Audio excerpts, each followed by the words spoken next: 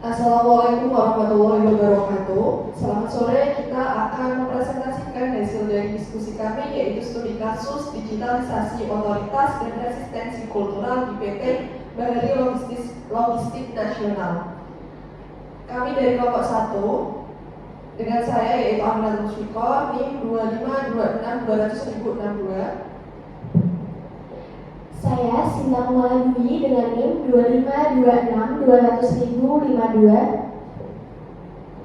Saya Nani Nur Syafaatun dengan nomor NIM 2626200095. Saya Sugito, NIM 2526200065. Saya Rudi Faisal dengan NIM 252620000084. Selanjutnya akan dipresentasikan satu persatu dari masing-masing sesi. Baik, mari kita lihat ringkasan eksekutif dari PT Bahari Logistik Nasional. PT Bahari Logistik Nasional adalah perusahaan ekspedisi kapal laut dan logistik darat sejak tahun 1980 yang mengalami stagnasi di era e-commerce. Dengan manajernya yaitu Adrian Kusuma MSG yang berusia 32 tahun diangkat sebagai CEO baru untuk melakukan turnaround. Namun menghadapi tembok besar dengan 70% manajer cabang, kapten kapal, dan kepala gudang adalah generasi baby boomers dengan lebih dari 25 tahun masa kerja. Akar permasalahan dari PT Bahari Logistik Nasional ini yaitu pendekatan yang dianggap arogan memicu sabotase pasif dari para senior untuk membuktikan komputer anak muda itu bodoh.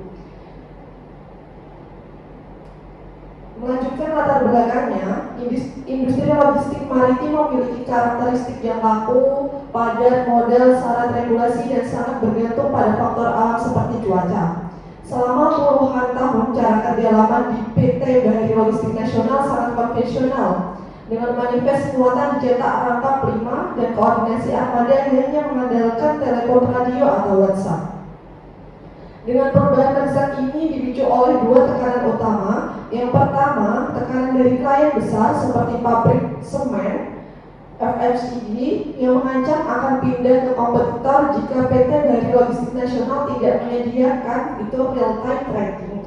Yang kedua yaitu disrupsi global di mana kompetitor raksasa seperti Mars sudah menggunakan blockchain dan machine learning untuk predictive maintenance kapal mereka. Untuk menjelaskan profil sang eksekutif dan dilema yang muncul, presentasi akan dilanjutkan oleh rekan saya yaitu Mas Rudi.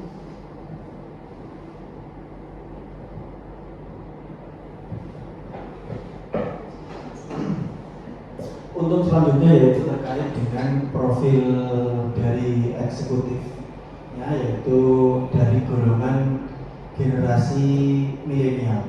Dia adalah Adrian Kusuma, Magister Science. Dia dipilih atas kesepakatan dari mayoritas pemegang saham dengan tujuan untuk melakukan transformasi digital pada perusahaan tersebut. Yang mana gaya kepemimpinan dari Adrian Kusuma tersebut sangat bergantung dengan basis data dan analisis, memiliki visi transformasi digital yang tepat secara teori, semacam cloud AI road optimization. Namun kesalahan fatalnya adalah dengan kepemimpinan tersebut rasa empatinya itu rendah. Dari proses transisi emosional karyawan yang senior tadi, dia juga sering menggunakan jargon-jargon tertentu yang sifatnya mengintimidasi dari para manajer-manajer bagian yang sudah memiliki masa kerja lebih dari 25 tahun tersebut. Sehingga cara merubah yang dia gunakan adalah dengan sistem memaksa sistem baru untuk masuk dan membiarkan yang tidak bisa beradaptasi itu mundur secara alami.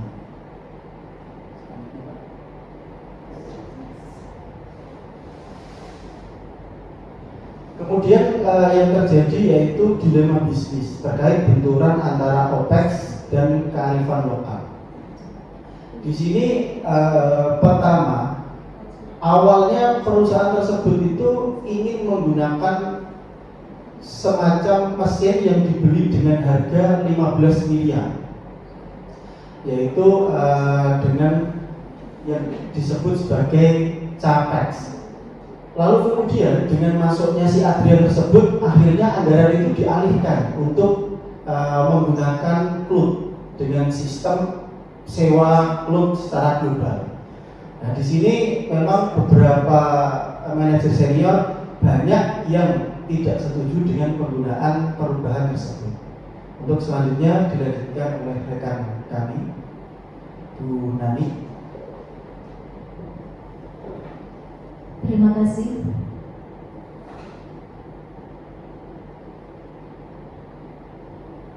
Di sinilah krisis organisasi dimulai. Sebanyak 80% faktor kegagalan digitalisasi di PT PLN bersumber dari manusia, bukan teknologi. Ketika Adrian bersikeras bahwa sistem AI-nya pasti benar dan tidak dapat dibantah oleh pengalaman lapangan.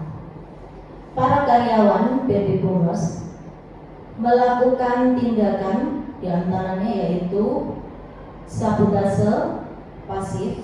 Mereka menuruti sistem secara formal, tetapi ketika sistem memberikan rekomendasi yang melenceng karena belum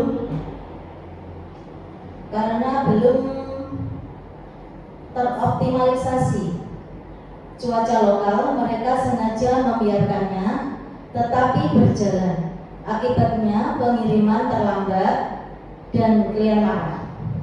Ketika dikomplain, para senior tersebut kemudian dengan santai menjawab, kami hanya mengikuti instruksi komputer, Pak.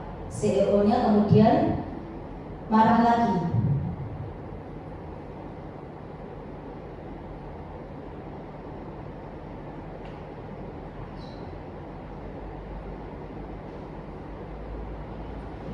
Karena adanya itu tadi, CEO-nya kemudian marah lagi dan dilanjutkan penyebabnya yaitu kepala cabang merasa otoritasnya dipangkas sehingga membuat pembukuan bayangan dengan buku tulis fiktif. Sementara input data ke cloud ERP sengaja ditunda-tunda. Akibatnya gerbang in dan gerbang out disebut Adrian di kantor pusat menampilkan data usaha sehingga prediksi AI menjadi sepenuhnya salah. Investasi teknologi kehilangan nilainya. Selanjutnya akan dilanjutkan oleh teman kami yaitu Pak Sugito.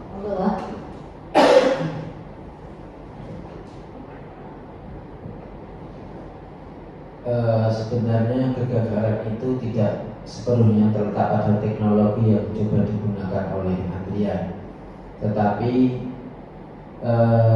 kematangan teknologi tidak otomatis berarti kematangan adopsi.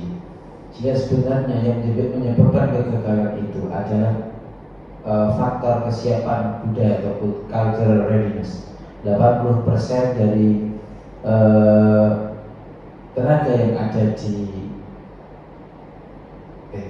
PLN memang tidak siap dengan teknologi yang baru tersebut. Berikutnya, kegagalan ini juga semakin diperparah oleh model manajerial yang coba diterapkan oleh Adrian. Komunikasi yang diterapkan dengan komunikasi top down sepihak. Keputusan finansial besar seperti tadi pengalihan dari Capex ke OPEX-nya dengan penyewaan cloud tadi tidak melalui diskusi yang matang dengan manajer-manajer yang ada. Kemudian berikutnya adalah framing angka bukan dampak. Adrian menonjolkan efisiensi biaya dengan tidak jadi membeli server seharga 15 miliar tanpa menjelaskan bagaimana perubahan ini nanti bisa mempengaruhi peran dan rutinitas kerja para senior. Terakhir adalah minim forum dialog. Tidak ada ruang bagi tenaga kerja yang senior yang sudah ada di sana untuk menyampaikan kekhawatiran teknis ini. Tidak ada ruang bagi mereka untuk mendiskusikan bagaimana sistem baru nanti akan bekerja, sehingga mereka benar-benar tidak begitu memahami tentang rencana ke depan yang akan dijalankan oleh Adrian. Selanjutnya Mbak Sinta.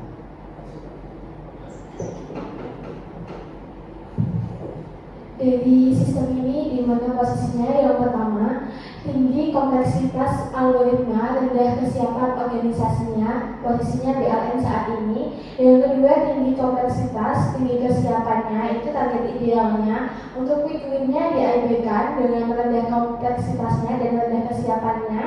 Untuk yang mudah dieksekusi, mengapa gagal? AI World Optimization secara algoritma canggih, tinggi kompleksitas, namun diterapkan pada organisasi dengan kesiapan yang rendah, tanpa pelatihan, tanpa pelibatan, dan juga tanpa kalibrasi terhadap variabel lokal, yang ini cuaca, regulasi, dan pelabuhan. Sistem yang unggul secara teknis menjadi tidak berguna tanpa fondasi organisasi dan data yang matang. Untuk pilar fondasinya, yang pertama kualitas dan integritas, di mana data yang sengaja ditunda atau ditulis secara manual merusak akurasi, bertentangan dengan prinsip single source of trust. Yang kedua real time dan kelengkapan. Dashboard AI butuh data terkini, data rusak yang membuat prediksi rute dan muatan tidak relevan dengan kondisi lapangan.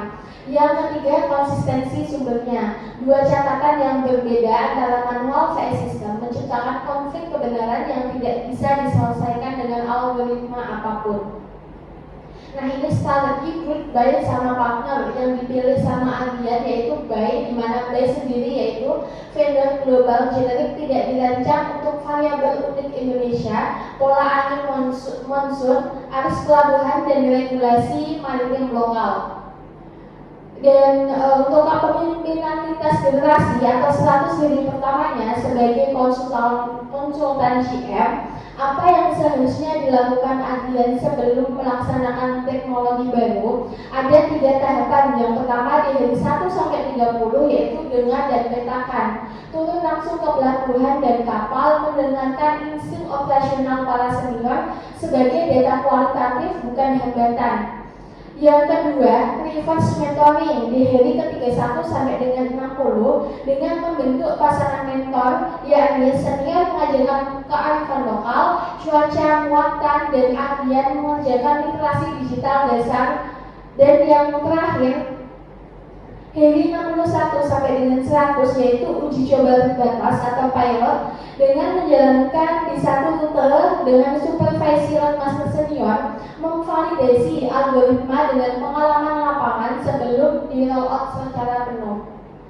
Dan ini resolusi krisis merangkul Pak Widodo dan Baby Boomers. 2 langkah taktis agar para senior bersedia melatih mesin AI dengan jam terbang mereka.